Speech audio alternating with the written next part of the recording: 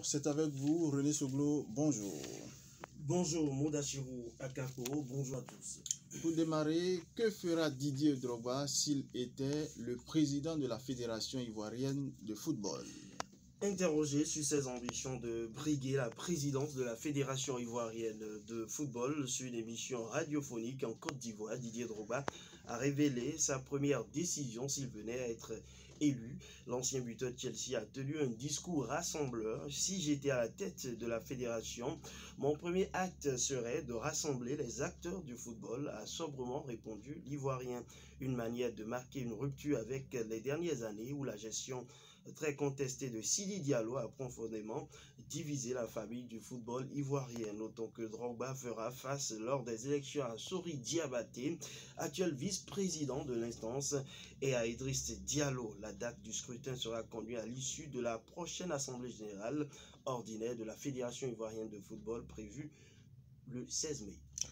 Ligue 1, et vous allez dire reprise de la Ligue 1, Ligue 2 en France, l'UNFP s'y oppose. La reprise de la Ligue 1 dans les prochaines semaines continue de faire débat alors que le championnat est suspendu en France depuis mi-mars en raison de la pandémie du coronavirus. Et ce lundi, Sylvain Castendush, co-président de l'UNFP, a publié une tribune dans Le Monde intitulée « Renonçons à une reprise du championnat de football ».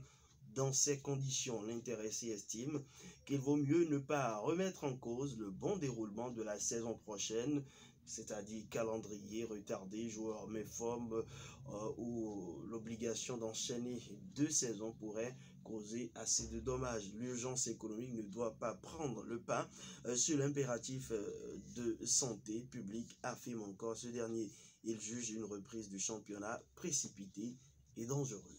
Et pendant ce temps, en Espagne, un accord a été scellé pour une reprise de la Liga. Puis le Conseil supérieur du sport a indiqué qu'un accord de principe avait été trouvé avec le président de la Fédération espagnole de football, Luis Rubiales, et le président de la Ligue, Javier Tebas, concernant une reprise des matchs. La réunion organisée a permis des discussions constructives entre les personnalités pendant plus de 8 heures de temps et aucune date n'a été donné pour un retour à la compétition alors que la Liga a été suspendue jusqu'à nouvel ordre. En Espagne, où le confinement a été prolongé jusqu'au 9 mai, plus de 20 000 personnes sont décédées du Covid-19.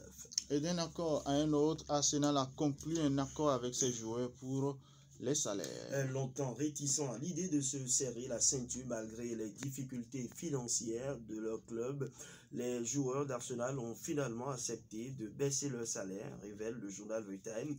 Et c'est désormais officiel. Ce lundi, les joueurs, mais aussi l'entraîneur, le staff d'Arsenal, ont accepté de baisser leur salaire annuel de 12,5%, comme l'a déclaré la direction dans un communiqué. Si la saison 2019-2020 va à son terme et que les Gunners parviennent à atteindre des objectifs sportifs, notamment une qualification à l'Europa League, des objectifs définis bien évidemment par le club, on pourrait en revanche parler de compensation du manque à gagner de l'effectif.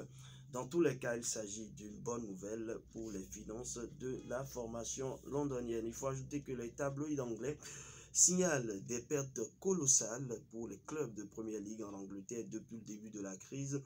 On parle donc d'environ 9 millions d'euros de pertes par semaine.